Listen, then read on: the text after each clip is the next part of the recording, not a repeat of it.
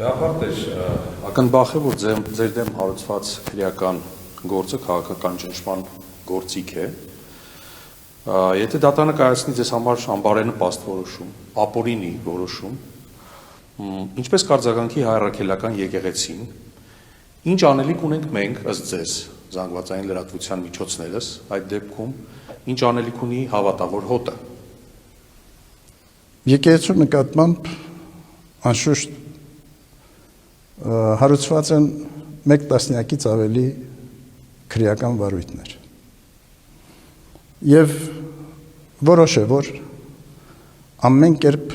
ջանք է գործադրվում, որպեսզի, ինչպես ասացինք, իրենց կամքին ենթարկեցվի եկեղեցին։ Եվ որպեսզի հասնեն իրենց առաջադրած նպատակին հեռացնել հայոց հայրապետին իր պաշտոնից։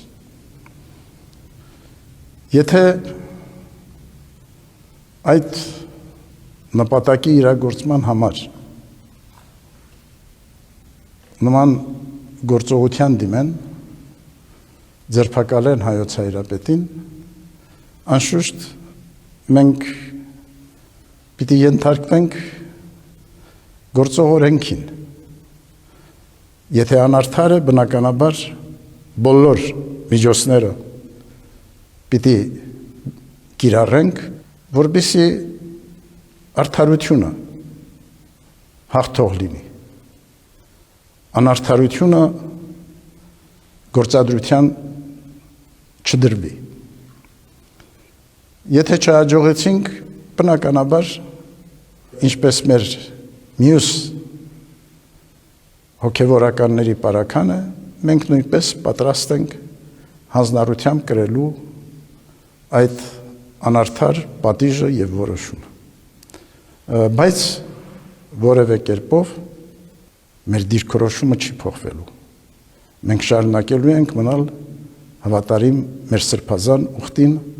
հավատարիմ մեր ծառայությանը, մեր ազգին եւ հայրենիքին, հավատարիմ մեր եկեղեցու ինքնավարության պաշտպանությանը։ Եթե իշխանությունները ապօրինի բիրտ մեթոդներով այնուամենայնիվ կարողանան հասնել ձեր հեռացմանը, ձերբակալմանը, Աստված միարասցե, դա կլինի անձնական պարտություն, թե հարված ամբողջ եկեղեցուն եւ հավատավոր հոտին։ Պետք է ասեմ, որ այդքան դյուրին չէ հայոց հայրապետին հրաժարական պարտադրել։ Եկեղեցին ունի իր կանոնական սկզբունքները։ Եվ հայոց հայրապետի պաշտոնազրկումը ենթակա չէ որևէ իշխանության, որևէ անձի եւ կառույցի տնօրինման։ Եթե հարցեր կան ընդդեմ հայոց հայրապետի կամ որևէ եկեղեցականի, այդ հարցերը քննարկվում են համապատասխան ատյաններում եւ կայացվում են համապատասխան որոշումներ։ Այնպես որ այդ սկզբունքները մենք ամենայն ջանադրությամբ պաշտպանելու ենք եւ չենք ենթարկվելու ճնշումների որևէ բռնության։